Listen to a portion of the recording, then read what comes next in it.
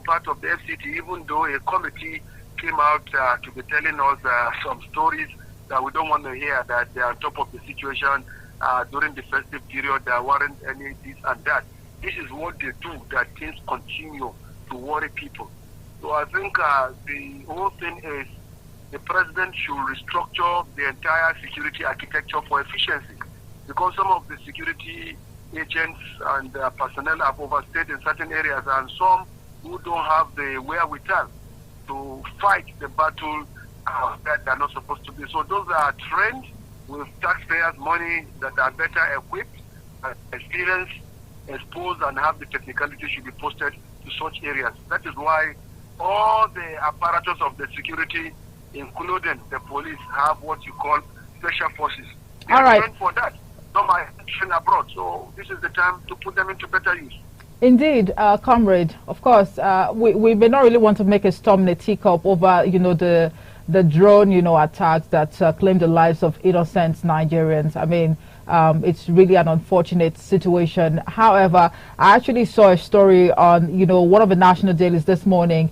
It says Arawa Youth for Peace and Security Group has called on, the Bola Ahmed Tinubu-led administration to prioritize tackling insecurity, hunger, and poverty over political infighting amongst the elite. And we also understand that you are the group's acting leader.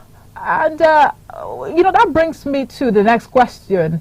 Of course, the recent happenings, within the political space in the country, it leaves us with so much to talk about. But for you to say that this is just a mere distraction, are you by implication saying that insecurity in the country is politicized?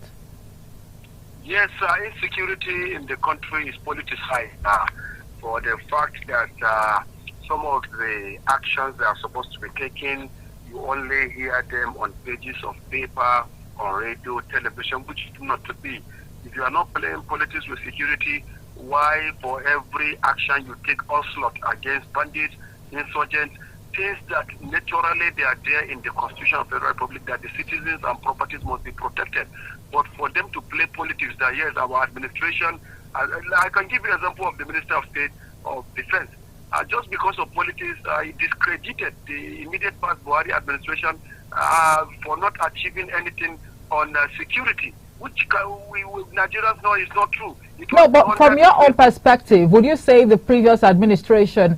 The inspiration of that last administration, people were able to travel from here to Kaduna without kidnappers kidnapping people and other attacks.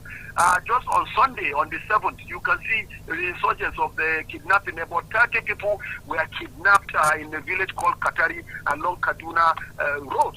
This is still under this administration. So we are there not to be playing politics. All these things wouldn't have come. So I think beyond playing politics with security, let the regimentation do what they ought to do. That is from the Army, Air Force, Police, DSS, and what have you. For example, DSS patrols and they have their intelligence agents on that Abuja-Kaduna road. But there was a kind of rivalry with other security agencies where some of them were frustrated to leave. Look at what happened on that Sunday. So what we are saying now is that both the DSS, both the police CID, Special Forces, Counter-Terrorism Unit, Intelligence Response Squad, the gas brigades, the other part of the Army, then the Air Force that will be hovering on air, Civil Defense Armed Squad and others, let the routine go and coming patrol continue Abuja, Kaduna and other parts of the country. Then there should be continuous surveillance. Like this FCT, for instance, where we have the president, members of diplomatic community and what the FCT, because once security is not rightly gotten in FCT, you can't get it anywhere. Right. I mean, beginning of this conversation, you said something about intelligence, gathering and the need to rejig the security architecture. Of course, the president on May 29th last year, he actually spoke to that of course, effort will be, introduced to, rejig the security architecture of the country. But right now, as we speak, we know that some of these attacks that have happened in recent times, they seem to be following the same pattern. And then the renewed onslaught by these insurgents, what does that tell? The security, they will be efficient and they will do all they need to do. But if things goes like this, it will not. So I think they should also listen to submissions and agitations of people. That also goes a long way. So So I think by and large, the Tinubu administration, rather than diverting us from probing some ministers of humanitarian affairs, probing in CIPA, DG, this and that, the common people in the villages on the street are hungry. They don't understand what that means. That is an elitist probe that they are doing, even though we know some of this money stolen. Yes, we kind of sweep it under the box because that ministry, of course, was set up to alleviate the sufferings, of, the average Nigerian on the streets. But right now, we are hearing stories as to the whereabouts of these monies. That's just by the way. Now, let's come back home to, the topic of discussion, which has to do with, insecurity. I'll take you back a little bit to what you said about, the Minister of State for Defense, that's Mohammed Bello Matawale, I beg your pardon, where he said that, of course, there are efforts on ground already to tackle insecurity, and by the end of this year, insecurity will be a thing of the past. You recall also that the previous administration under former President Muhammadu Buhari had made, similar promise to end insecurity before leaving office. Will it be intelligent to say that this vow to end insecurity this year is a political statement? Yes, they are political statements because world over, even in the United States of America, that has all the manufacture weapons, arms, and what have you, have not been able to be free 100% from insecurity. In every part of the world, insecurity is not peculiar to Nigeria alone because other parts of the world are also facing it. But the issue is the steps you take is to reduce it and to create awareness. But these, statements made by both Buhari and Mutawale, statements of confidence, because as Commander-in-Chief and as Minister of State for Defense also, you need to be positive no matter what. That is why we have leaders in places. Leaders don't talk like the led. So the issues are their political statement.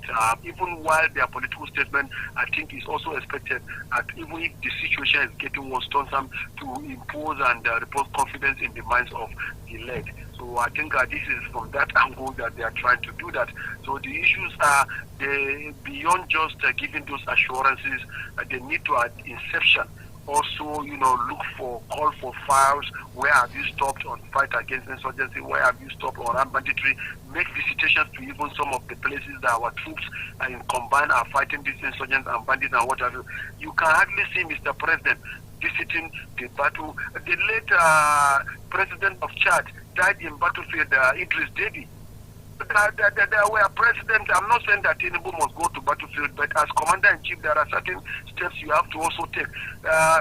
Recently visited Borno, that is a good step, but outside the metropolitan part of Borno, did he visit the war-torn areas? Did he visit Zamfara, Niger, other areas?